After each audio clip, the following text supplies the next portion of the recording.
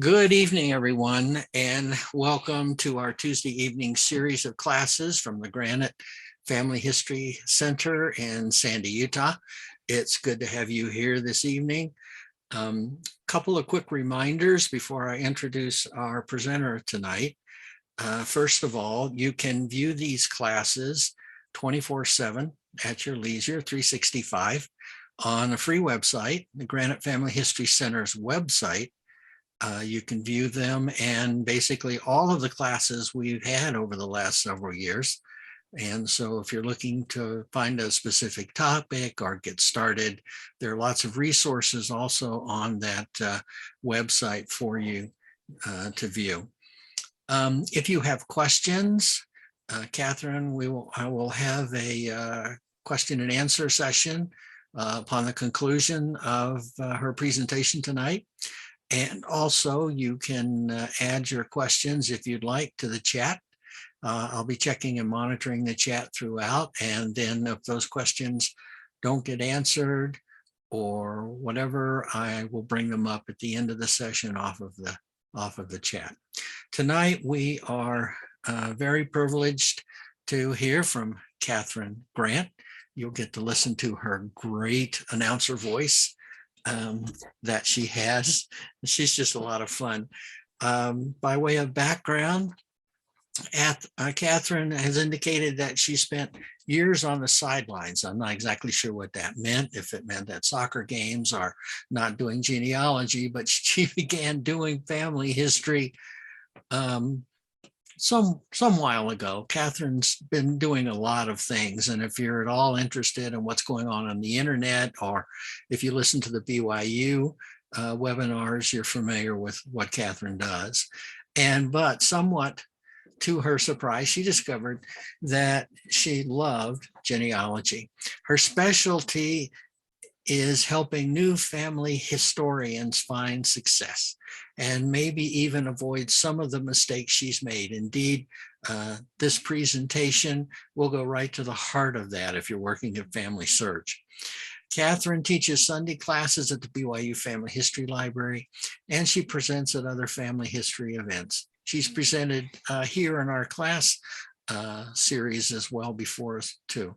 Her column on family history ran in the Nauvoo Times for about a year, and it's still available on the Nauvoo Times.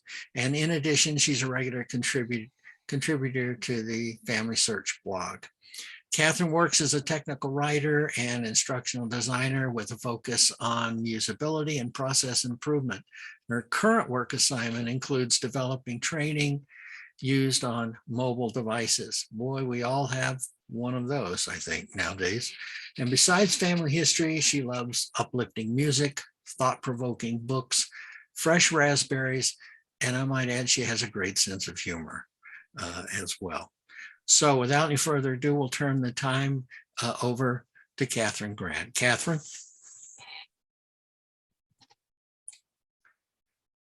Catherine, we lost your audio. You know, that is because I had my mute on. So I think, Robin, you said you did the same thing at the beginning, or Lena did, or somebody, so I'm in good company here. So everybody, welcome to this webinar tonight. It's so good to have you with us, or if you're watching this later, whenever you're watching it, we're just grateful that you can join us. I wanted to start out, this has been an interesting day. I got not one, but 2 emails this morning from people who are very concerned about accuracy in family tree. They're noticing, one brother wrote to me and said that people were making mistakes on his immediate family. So it wasn't like they were back in the 1600s. They were, marrying the wrong people together and joining the wrong kids and whatever among his aunts and uncles and parents and so forth. And another person wrote me, she's a professional genealogist who has a client who, she gets family tree, right? She works in it all the time, but her client is very, very concerned because his information keeps getting corrupted in family tree. So it just seems so timely that I got those 2 emails, and they express concerns that I've heard before, and they just, point to the need for us to talk about the things that we'll be talking about in our webinar today. So with that being said, let's go ahead and dive in and look at what we'll be covering. We've just got 3 topics to cover. The first one is, what is a shared tree? Then we'll talk about what we need to understand about working in a shared tree. And finally, we'll cover best practices for working in a shared tree. So I wanted to give a little caveat at the beginning. I am not speaking for FamilySearch or the church. In other words, sometimes people think because I'm a missionary at BYU that I'm speaking in some maybe official capacity, but definitely I'm not tonight. I'm just sharing with you my observations in the hopes that they will be helpful to you. The views expressed in this webinar are definitely my own, but they do reflect my own experience and observation. And as I heard, I think Elder Christofferson say one time, they, I don't claim that my observations and experience are perfect by any means, but the things that I'm going to share with you on this webinar have been carefully considered. So also, I think it's helpful to just share, and I normally don't do this, interestingly enough. I don't normally share much about myself because that's not why you came. You came to get help with doing your family history. But in this case, I feel like the background may be a little bit relevant and may help you kind of understand where I'm coming from and why I'm making the recommendations that I'm making.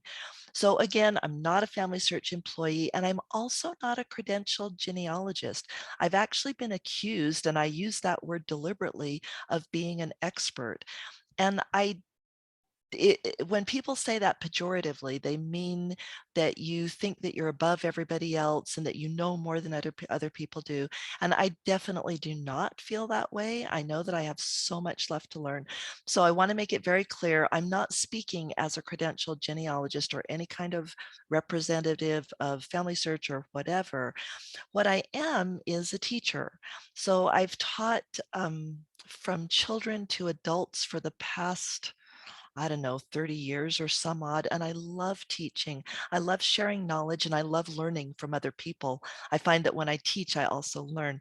I'm also, as Bob said, a technical writer and a web developer. The web development comes with technical writing these days, but I make my living trying to explain software to other people clearly, which is why I think that gives you an idea of my background in my attempt to do that with Family Tree today. And I'm also a user researcher and advocate. So in other words, I've been on teams where I have been tasked with going to users and observing them and asking about their concerns and trying to come up, excuse me, trying to come up with ways to address their concerns. And I have to say that I'm always surprised when I do user research. In other words, I think a lot of times we don't necessarily know what other people are experiencing in Family Tree or in any other software program. So it's good to become aware of people's concerns and issues and the challenges that they're facing. So that user research will inform, and again, this isn't formal. I didn't do it for FamilySearch, but I've done it on my own. This will inform some of the things that we'll talk about tonight. So with that being said, let's dive into our first topic. What is a shared tree? Well, in order to understand that, we need to go back in time. Before computers, as I'm sure all of us are aware, people kept their own family trees on paper. That was pretty much the only thing you had, unless you were Nephi writing on the gold plates. But most people would keep it on some kind of parchment or paper or something where they could write down their family tree, and it would be passed from generation to generation. Of course, as you know, that came with its own set of problems, right? Paper disintegrates over time, etc. Then when personal computers came along, that was a huge advance. So people started keeping their own family trees on programs like PAF, Personal Ancestral File, or there were some others back in the early days, maybe some of you remember. Then the internet arrived and people began to learn the benefits of the cloud. And so we started keeping our family trees online. For instance, if you're a member at Ancestry, you can put your tree there, or My Heritage, or Find My Past, or there's other sites where people can put their trees. But at this point, they're still all individual. So I've got my tree, you've got your tree, our cousins got their tree, whatever, but never the twain shall meet. And then came Family Search Family Tree. So Family Search Family Tree was really revolutionary when it began, because the concept was that instead of all of us working on our little separate individual trees, we would all work together on a shared tree. This was revolutionary, and it wasn't even possible before the internet, not in any meaningful way. So a shared tree is a lot like a wiki. If any of you have used Wikipedia or Wikimedia or the Family Search Wiki, you know a little bit about how wikis work. There is great freedom in a wiki environment, because any registered user can change just about anything. So there is freedom to make things right. And if you guys remember hearing Ron Tanner talk years ago, when he talked about, remember, new Family Search, which is not new anymore, but he compared the data in it to a stinky fridge with old leftover rotting food in it. And that's what happens when nobody could change things, nobody could make corrections. So Family Search made the decision to move to a wiki model, which gives us great freedom to be able to make the changes that need to be made. But with that freedom comes great responsibility. And we actually don't hear as much about the responsibility, unfortunately, as we do about the freedom. But in order for a shared tree to work, all of us as users are expected to be careful and accurate. Doesn't mean perfect, but it does mean that we do our best and that we don't kind of slip into the careless trap that sometimes people do, where they're like, well, whatever. Oh, I just heard somebody say today, don't worry about it. The Lord will fix it all. I have a feeling in the end, Bob, I didn't verify this with you, but I assume it's okay to talk about um, faith related things. Please stop me if it's not. Oh, you're good. But okay, good, thank you. Because I know in some venues, it's preferred that we keep it public, which I totally get. But in this case, I just, whatever someone says, oh, don't worry about, you don't have to be careful because the Lord will work it all out. I really have a feeling in the end that the Lord is going to come back to the people who said that. If I said it, he would come back to me and go, guess what, Catherine? Nope. You get to clean up the mess that you made. You can't just put that off on me. I'm glad to help if you need help, but you're responsible. And I really feel like that's a key aspect. Well, it is a key aspect of working in a wiki model, is that we are responsible for the information that we enter and the changes that we make. So why do we want a shared tree? Why did Family Search move this direction? Well, there are some pretty significant benefits. In addition to getting rid of the rotting food in the fridge, as Ron Tanner had said in his talk, we can connect with family all over the world, something that wasn't possible, or at least not nearly as easily before the days of the internet. You'd send a letter to somebody in a different country, you'd wait for weeks for it to come back. Now we can connect with relatives all across the globe, and it is amazing. They can give us pieces to our puzzle, our family puzzles that we're missing, that we might not have found out any other way. A shared tree enables us to share research. So not just the tree itself, but research, and we can work together on our family lines. And finally, a shared tree enables us to get hints and help from Family Search. And if you've ever looked over on the right-hand side of the person page, you notice that there are often hints over there, both about records that can help you build your family tree, and also warnings about possible errors or possible duplicates. But of course, in addition to the benefits, there are challenges that we need to be aware of too. And that's pretty much the case for anything in life, right? It's always kind of a mixed bag. So, a shared tree is a huge paradigm shift for many people who are used to their own trees. And I've never had this happen to me personally, but I have had multiple friends say that people have messaged them and said, "What are you doing changing my tree?"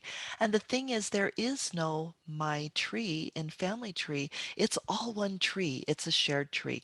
And that takes some getting used to. Sometimes, even though the expectation is that people will be careful and accurate, they are not. And also, one of the biggest challenges is that one user's mistake or bad practices can affect many other users. So that is another motivation behind this webinar today, because I've seen some bad practices that have affected not only me and my family, but also I'm a stake consultant right now. So people that I help in my stake or people that I help in other ways, we kind of, I think a lot of times don't realize what an impact our choices and what we do in Family Tree, what an impact that has on other users. But I do want to be very clear that even with the challenges, a shared tree is the way to go. We could never do what we're doing today as far as building family tree and hastening temple and family history work if we didn't have a shared tree. It really is the best way to create an accurate tree of the whole human family. And I've noticed over the years, so Family Tree started in 2012, New Family Search was before that. Honestly, you guys, it just keeps getting better and better. And I expect to see that happen. I expect to see it keep improving over time.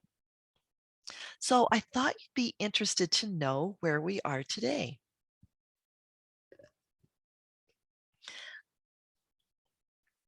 We are building a shared tree, but it's a work in progress.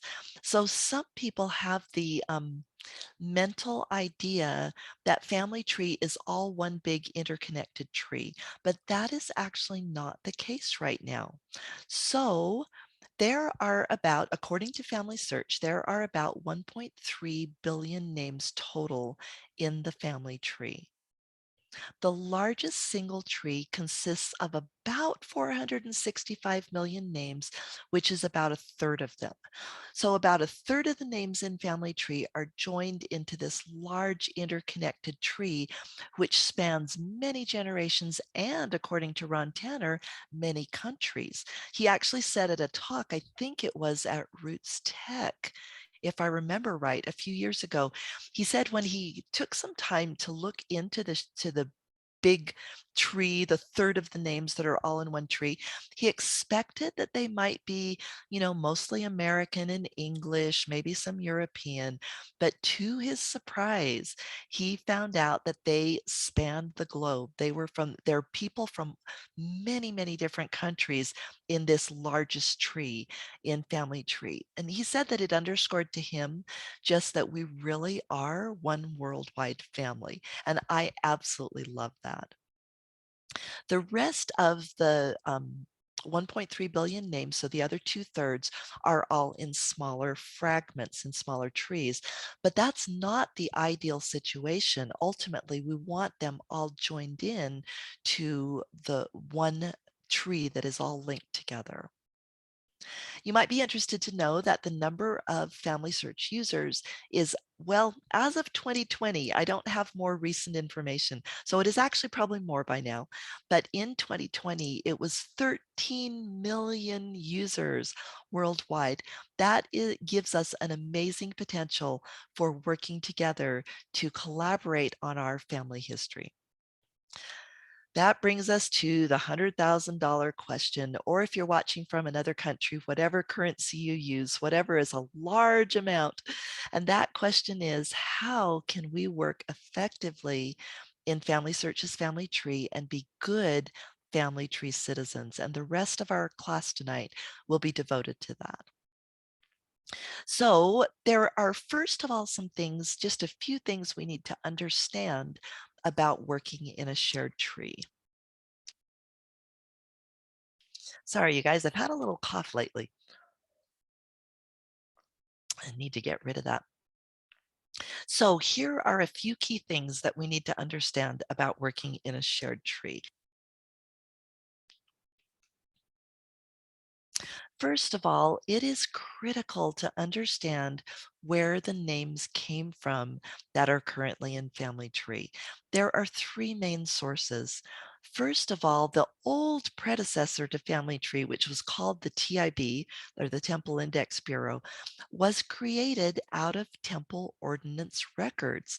So all those records from the different temples at the time were compiled together, and then also extracted vital records were included.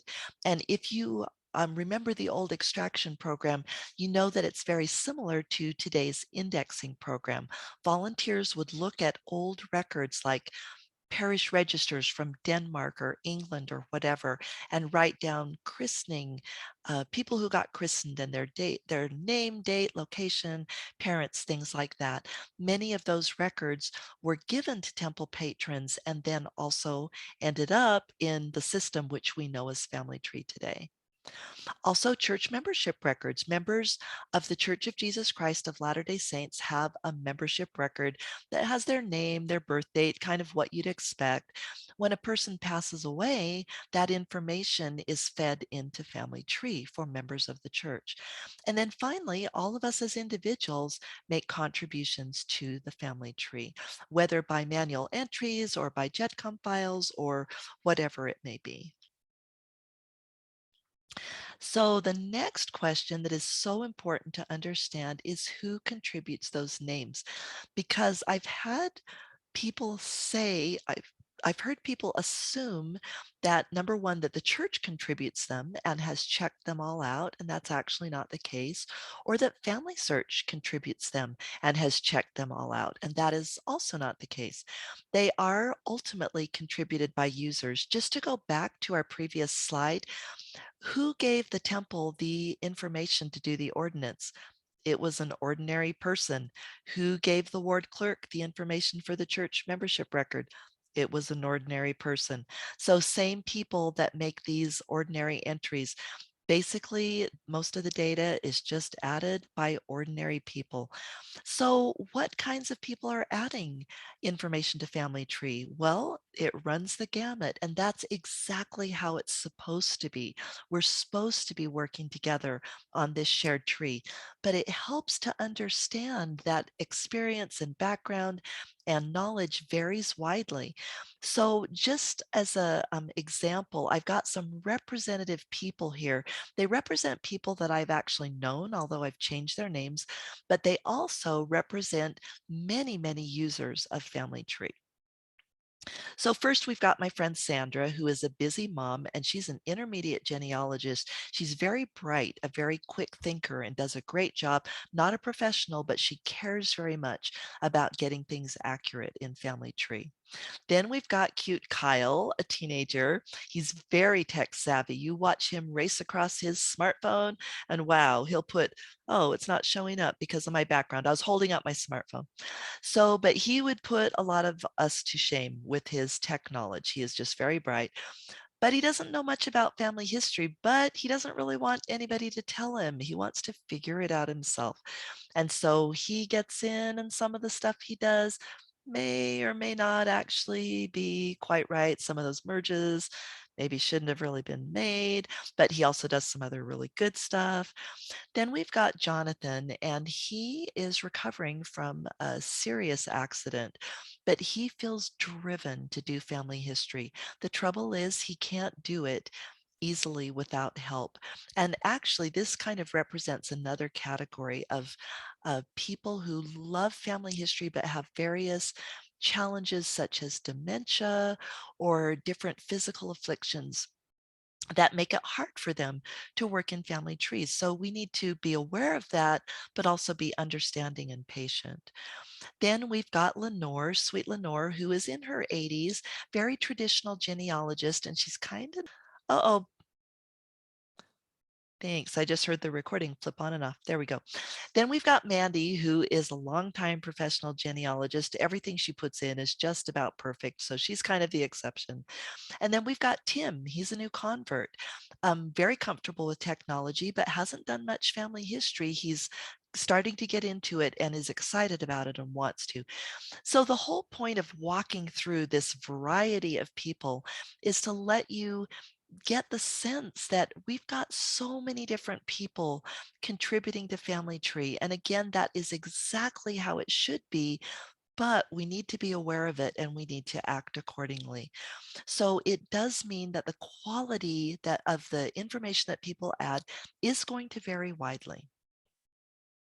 The final thing I wanted to point out about what's important to understand about Family Tree is that it is not designed to be a sandbox, or better said, any shared tree is not designed to be a sandbox. What do I mean by a sandbox? That's a place where you play around. In our personal trees, we can do that, right? In my personal tree, I can enter something like, oh, this guy's John Bescaby's wife is either Millicent or Alexandra. But I don't know. I haven't got the proof, but I've got these two marriage records and, I'm still got to figure it out. So I'm going to put them both in my tree with a note, but I'm going to work on this later, but I don't want to lose the information.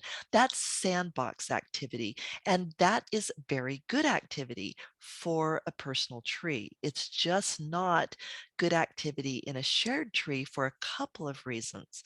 The first one is that FamilySearch's record hints and possible duplicates rely on accurate information. And I have seen, as possibly many of you have as well, that when incorrect information is entered into Family Tree, you get incorrect duplicate hints and you get incorrect record hints. And so that inaccurate information tends to snowball. The other reason that we don't want to use Family Tree as a sandbox is that other users rely on the information to be accurate. So if we put in experimental stuff, how are they supposed to know that? And it just can end up causing problems like people building whole incorrect lines based on our experimental data. So we want to remember that the information we put in Family Tree should be as good as we can make it. And we're going to talk a little bit more about that. Okay, now this is where the rubber hits the road. So what are best practices for working in the shared family tree? These I wanted to comment before I go through. I think I've got 5 best practices. Before we go through that, I wanted to emphasize that they follow from understanding a couple of things. They follow from understanding that the purpose of Family Tree is for all of us to collaborate to build a correct and accurate tree of the human family, and an understanding that the information in Family Tree comes from users at all levels. So all of these best practices will take these things into account. The first best practice is to verify everything. Don't take anything for granted when you're working in Family Tree.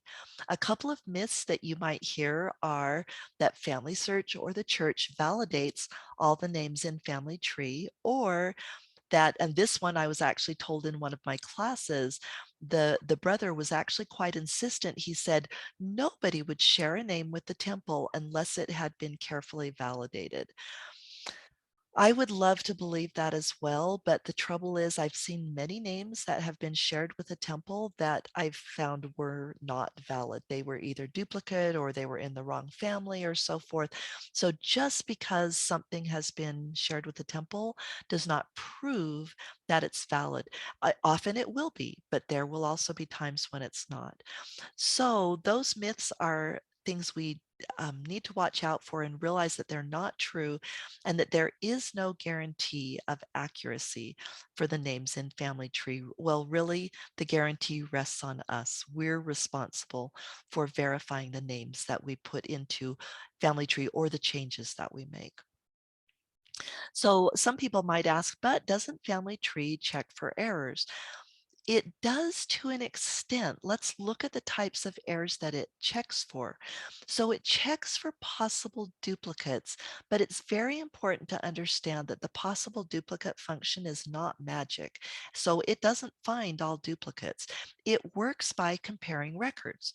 If two records have a lot of information in common, they'll be flagged as duplicates. But if they don't, they might still be flagged as duplicates, but they don't show up as a possible duplicate hint.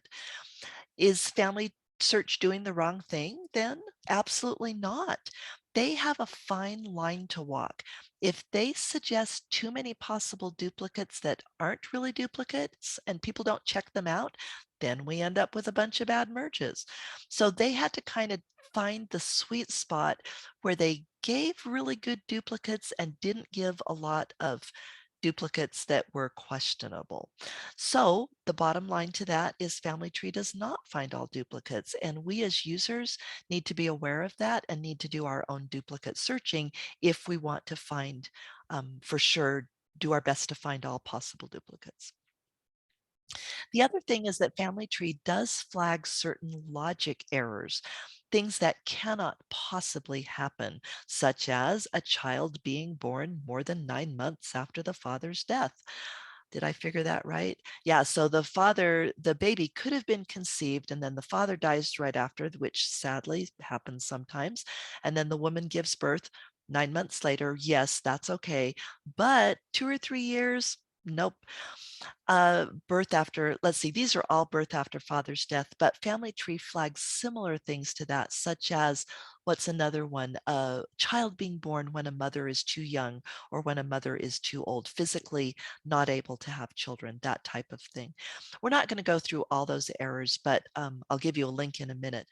But the point that I wanted to make on this is that even though Family Tree points out the error, they don't tell us how to solve it. We, as human beings with a mind and with inspiration, have to make that determination. So, for instance, if the birth is after the father's death, does that mean that the child's birth date is wrong, or does it mean the father's death date is wrong? We don't know that without doing a little looking into the situation. So if you're interested in looking at all the possible data problems that Family Tree flags, here is a link. And Bob, I actually don't know if you have a way to make this link available to people who watch the webinar. I can actually throw the link to this slide deck in the chat at the end. So if somebody can help me remember to do that, that would be awesome. And you'll have the link to this whole presentation and the slide deck at least, and then you can click on this link to see the Help Center article. That'll be perfect, Catherine. Awesome. Thank you, Bob. Okay, so there are a number of key problems that Family Tree does not flag that could impact both our accurate building of our family tree and our temple work. So it does not flag incorrect merges. We have to discern those. It doesn't flag incorrect relationships, such as my friend who said that people were joining spouses together who shouldn't have been joined, or children with the wrong parents. It does not flag errors such as a christening before the birth, which no church that I'm aware of does that. In the Church of England, where I do a lot of my research, the child had to be born before the christening was performed. And it doesn't flag children born before a marriage, which can be an indication of a bad merge. It doesn't flag information that contradicts sources. So we have to review the sources. And it also doesn't, oh, I thought I had one more item. I guess I don't. So the point there is that checking accuracy on these things really is up to us. But you know what, you guys? It's fun. It's fun to check accuracy. It's fun to make sure that our family is in good shape and that all the relationships are represented accurately. There's just such a sense of fulfillment and satisfaction in knowing that you've contributed quality information to Family Tree. The second best practice is to enter solid information. And when I say enter, I'm referring to both putting it in for the first time or making changes to information that is already there. So I'm going to give a little kind of scheme or building, I don't know really what to call it, but a kind of, I guess, process that you could follow to make sure that you're entering solid information. The first thing is to be intentional instead of random. So set a specific goal for something that you want to do, like find the marriage or prove the marriage of my ancestor John Besceby or whatever, and then find information to help you with that goal. Don't assume. Have you guys ever gotten into trouble assuming something? I definitely have. I think all of us have. And it's a problem in family history, just like it is in every other aspect of life. So we need to recognize when we're making assumptions and then do our best to validate those before we act on them and before we put data in family tree that is based on questionable assumptions. Strive for completeness and accuracy. That kind of speaks for itself. Organize and verify information before adding or changing it. Attach sources from FamilySearch historical records if possible. And the reason that I recommend that is that FamilySearch historical record links are less likely to break, in my experience, than links from other sites, because FamilySearch is in charge of the FamilySearch historical database. So they have control over those links, whereas they don't control links on a site like Ancestry or Find My Past or Free Reg or whatever. And I've seen sites from or links from those sites break when they've been used in Family Tree. So that doesn't mean you shouldn't use them. It just means when you have the option to attach, say, the Family Search version of a census as opposed to one from another site, probably you want to find and attach the Family Search version of that census record. And the last thing that will help us so much in entering accurate information is to keep learning. I am just utterly astonished at how much there is to learn in family search or in family history as a whole, but that is so exciting. That's honestly what makes it worth continuing to do. Just think of how boring it would be if we just had mastered it all, right? If there was nothing left to learn, nothing left to discover. So look at learning as a good thing and keep improving your skills and your ability and your understanding. And that will enable you to implement this best practice of entering solid information. Along those lines, I just wanted to mention one very, very common false assumption. And that is something that I like to call the same name trap. That is assuming that two different people are the same person in family tree just because they have the same name, or possibly because their parents had the same name. So I have lost track of the hundreds of people that I found in family tree that have been incorrectly merged because we had a John with a father of John and a mother of Mary. And somebody assumed that they were all the same person and they actually were not. So here's an example of one that I found a number of years ago. I have an ancestor named Andel, and she was born in the 1800s in England. One day I got into Family Tree. Actually, you know what, you guys? I think at the time it might have been New Family Search, but the principle is still valid. So I got in and found that she had 5 kids that I didn't know about. And my first reaction, to be honest with you, was excitement. I'm like, woohoo, somebody found some kids that I didn't know about. This is awesome. So I started looking into it and discovered that maybe it wasn't so awesome after all, because the kids that were joined to this Andel really did have a mother named Andel, but these kids were all born in the 1500s. So my cute Andel, born in the 1800s, could not possibly have been the mother of these children born in the 1500s, but somebody had connected those people together because they had the same name. So I'm not going to belabor this point any further, but if you're interested in learning more about what I consider to be the most common problem in family tree, It contributes to generations of bad merges. We are having a free webinar this Sunday at the BYU Family History Library. So if you just Google BYU Family History Library webinars, or no, do Sunday classes, BYU Family History Library Sunday classes, one of the first hits that you'll get will be for the schedule. So it's got the Zoom link and everything. So everybody, you're welcome to join us for that webinar. Did I already say the time? It's 2 p.m. Mountain Standard Time this coming Sunday, February 27th, 2022. So you're all invited to join us for that. Okay, so how do you avoid incorrect assumptions? One of the best ways I know is to use what you know to discover what you don't know. So always operate from a standpoint of things that you've already proven as you branch out to add to your knowledge. What do I mean by that? Here's a very simple example. Here's Henry Collier. I was helping a stake member with this guy. He's born in 1826 in London. His dad is Benjamin Collier, and he is a jeweler. We want to find out if Henry got married. So we do some searching and we come up with a marriage record. It's for Henry Collier. The year is reasonable and the place is reasonable. But then, lo and behold, there's another marriage. The year is also reasonable given Henry's age, and the location, London, is also reasonable. How do I tell which marriage applies to our Henry? Well, we've got to do a little digging. One thing we know is that Henry's father is Benjamin, and he's a jeweler. And in England at this time, fathers were often listed, not always, but often listed on marriage records. So we open up this marriage record and we see, this marriage record lists the father of the groom as Henry, a coach builder.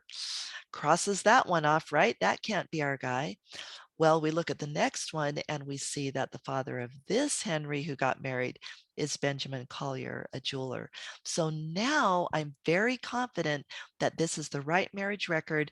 And so now I know the marriage year, the marriage location, and the name of the woman that Henry married.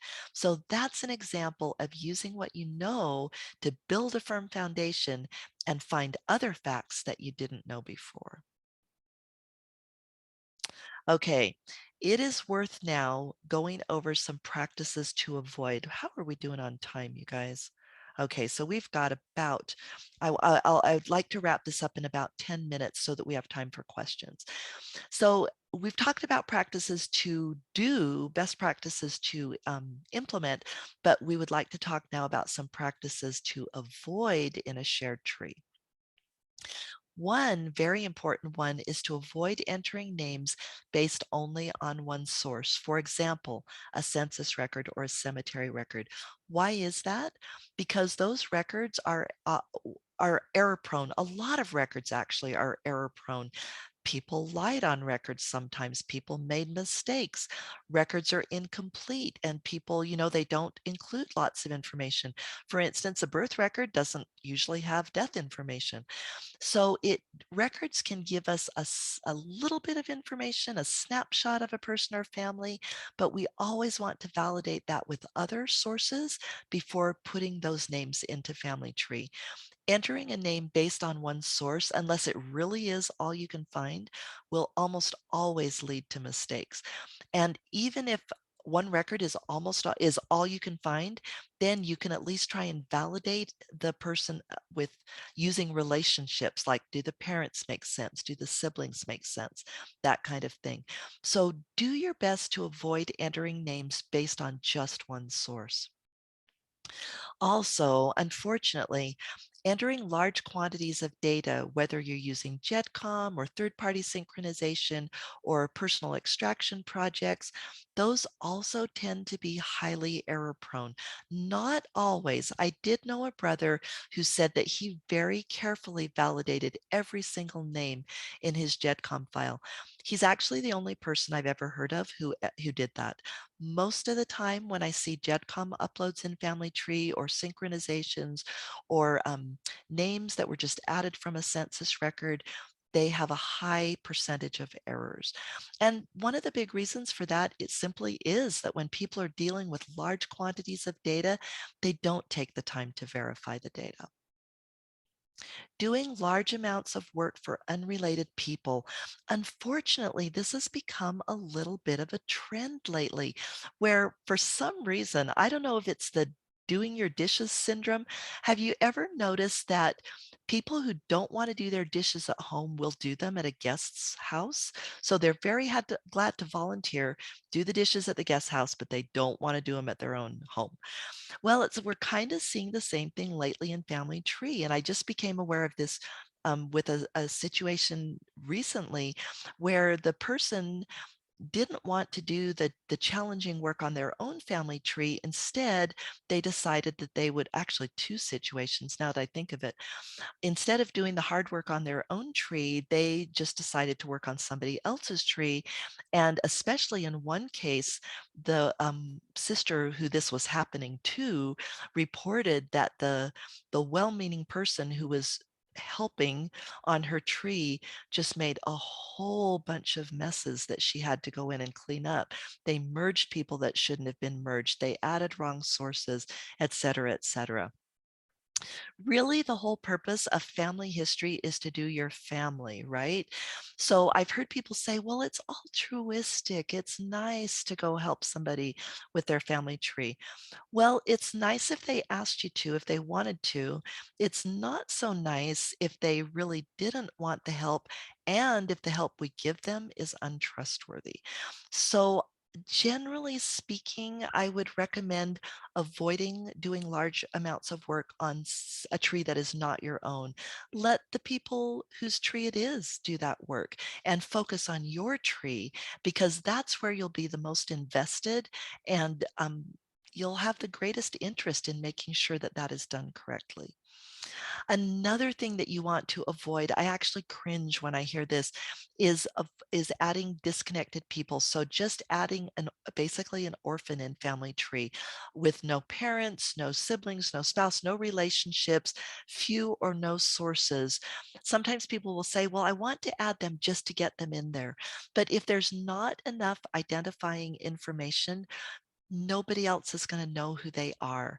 There's really not, I cannot think of a good reason to add a disconnected person. Most likely somebody's going to have to try and figure out what you're doing with little or no context. And it's very, very likely that someone will create a duplicate because of the lack of information on that unconnected person. This is the final one, I think, on this one, on this slide. I'll give you an example of why I say this. Don't enter unverified information just to see what shows up. So I was mentioning to a sister one time that I was kind of at a brick wall on my family tree. And she said, well, just enter what you've got and see what Family Search will give you. And that sounds nice, right? But Family Tree is not magic. Family Tree is amazing, but it's not a genie that can supply facts based on incorrect information. Some of you might remember the old computer saying, garbage in, garbage out. That's a way of saying that if we give Family Tree incorrect data, it's going to return incorrect hints and sources. Excuse me. And like I mentioned earlier, I've seen that where a bad merge has put bad information on a person page. And because of it, bad record hints have come up and incorrect possible duplicates have come up. So it's not a good practice in a shared tree to just enter something and see what family search dishes up. Because if the information is wrong, it's going to very likely dish up incorrect stuff. Now, what's ironic about this is that sometimes when I caution people about being careful, some people will start to be paranoid and they'll go, oh my gosh, I'm going to break family tree. I don't dare do any work. And they really mean it. They are very, very concerned. What is ironic is that the people who are the most concerned about this are really the ones who would have been the most careful. So I want to be really clear that I am not encouraging you to stay out of the tree unless you're perfect. Absolutely not. I am encouraging us to be careful. So we can look at accuracy as a continuum. On one end, you've got people who are careless, and I've fortunately met only very few people where they go, put whatever in, excuse me, and the Lord will sort it out, or someone else will clean it up or whatever. That is not a good practice for working in a shared tree. But at the other end, we have perfection, and none of us are perfect. And it's not reasonable to expect that we will be perfect in family history. So, what we want to do is find a sweet spot. We want to do our best, be careful, fix mistakes, learn and grow. We want to be moving towards complete accuracy, but we also want to be easy on ourselves and not beat ourselves up. We want to do our best, and that's really all that anybody could expect. Okay, the next one, we've kind of already alluded to this. Number 3 is to slow down. I've got to tell you, this is one of my friends gave me this gift that you're seeing on the screen right now, and I laugh every time I see it. And it also makes me think of bad merges. I think it's very symbolic of bad merges in family tree. So when we rush, we're very much likely, we're a lot more likely to make mistakes. Family, excuse me, family history is not a race and it's not a numbers game. There is no reason to be madly hurrying to dump records in family tree at the expense of accuracy. Quickly adding large numbers of unverified names always adds incorrect information. I have never seen that to be untrue. Incorrect information leads to bad merges and bad relationships, and bad data in a shared tree spreads and multiplies. And the way to avoid that, one of the key ways to avoid that, is to slow down and enjoy the journey of discovery. After all, we do family history to connect with our families. Number 4, keep a good backup. Um, yes, people are going to make changes in family trees, some good, some maybe not so good. So it's very helpful if you know what you entered so that if somebody changes it and it needs to be changed back, you've got the information that will easily enable you to do that. So what are some options? Well, you can use a desktop program like Roots Magic or Ancestral Quest. You can use a website like Ancestry or MyHeritage or Find My Past, any place that allows private trees. And you can also use a research log. So that is actually what I have ended up doing. I just have very careful and thorough research logs. And then they're called timeline grids, by the way, for any of you who may be interested. I'm not going to talk about them, but you can Google that or email me if you'd like more information. But when mistakes are made in Family Tree, then I've got my timeline grid, got all the stuff that I figured out, and I'm pretty easily able to go back in and change the information back to the correct information. So a backup is very important when you're working in a shared tree. And then finally, we want to follow the golden rule. Always consider how your actions could affect other users in the tree. Don't do things that you wish other people wouldn't do. Be collaborative and do your best to contribute reliable information to the tree. So this brings us to the end of our class today. Just by way of summary, we talked about what a shared tree is. It's where we're all collaborating together on a master shared pedigree. We talked about things we need to understand about working in a shared tree and also these best practices. So I thank you for your time. And Bob, do we have any questions that we need to address? I'm not seeing any, Catherine. Okay. Gordon was kind enough to post a link Oh, Gordon, to bless the you. Sunday webinar. Gordon's my cousin. Cousin Oh, Gordon, thank you. That was so sweet. I paid him to come to this webinar. Wasn't that nice of him? okay. Just kidding. But I Oh, see we have a good group here tonight.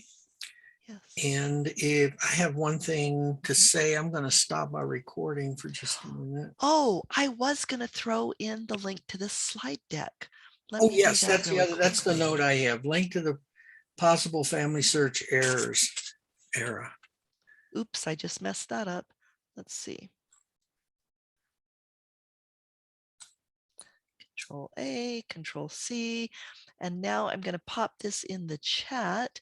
And I actually don't remember if I've shared this, you guys. Let me make sure that it's that the settings are set so that if somebody comes in, they actually will be able to see it. Yes, anyone with the link can view, so we're good. Okay, well, Perfect. Bob, if that's, oh, thank you, Lena. Thank you. Lena just left a kind comment in the chat. Bob, I think that's it.